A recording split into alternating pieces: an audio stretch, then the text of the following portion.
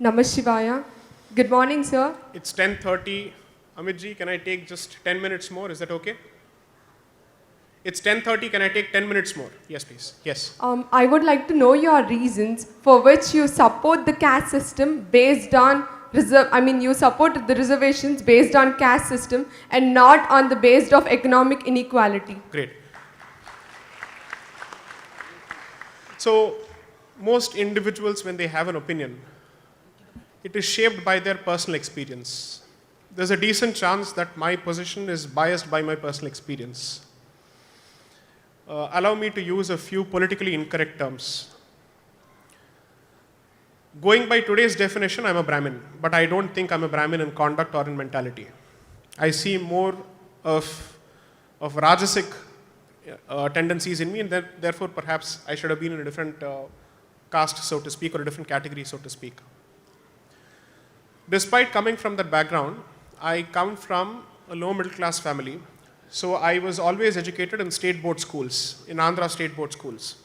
The one thing that is common to most students who are products of Andhra Pradesh state board schools is that whenever they are pitted against students who come from the CBSE medium of education, they always have a sense of inferiority.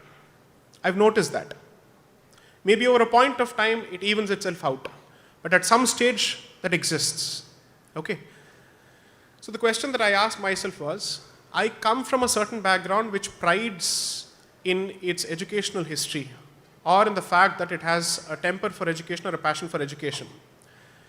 And if someone who comes from that background suffers from a certain amount of complex only because he's been educated in a state board education or in a state board school, imagine the mental strength or the mental state of mind of someone who's come from a family that has witnessed or that has been subjected to oppression for thousands of years, or at least, at the very least, 500 years. And when he's suddenly pitted against the rest of the community, and he's now told, now the competition is open to you. I'm sorry, it's not a level playing field because mentally you're different. There is a certain sense of confidence that comes from being part of a certain community or a certain background which has always been comfortable with education. And then you're telling them, now the field is open to you and let's have an open playing field or a level playing field.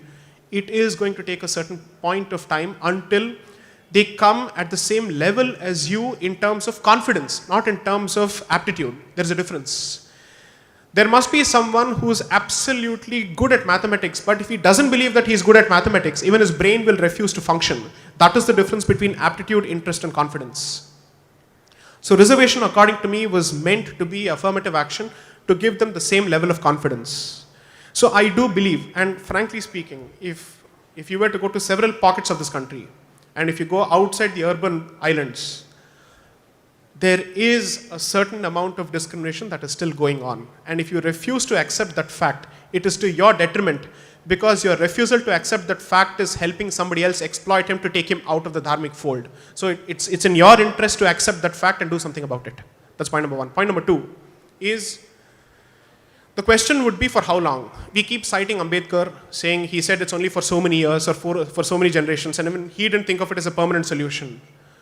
He didn't think of it as a permanent solution when the community has arrived at a point where its caste identity does not matter anymore.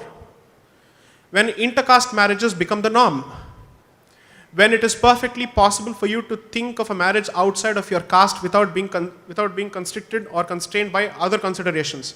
Will they have the same eating habits? These kind of stupid questions go on in everybody's head.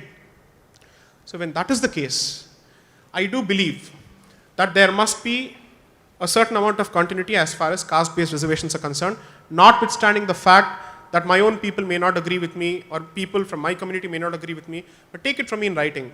Anybody who's come from my kind of background would certainly understand what is that I'm trying to say. But I would certainly ask myself a question. 3 generations, 4 generations, you've arrived at a certain post. There are people who are now in the topmost bureaucratic posts of this country. Just as people responded to Prime Minister Modi's call for giving up LPG subsidies, would there be a similar response if he were to ask them to give up reservations? As opposed to the state imposing that kind of requirement, asking them to give up their reservations, it's better if it comes from the community itself, because that's a powerful statement. But the more practical consideration being, no political party will have the guts to ask for reservations on caste basis to be banned. So you might as well ensure that the response is more societal, because that will be even more powerful. Because that is a sign that we are all integrated. And that is a sign that the caste card can never be used by anybody from within the community or outside the community to drive a wedge between you. So that's the answer to your question. Next.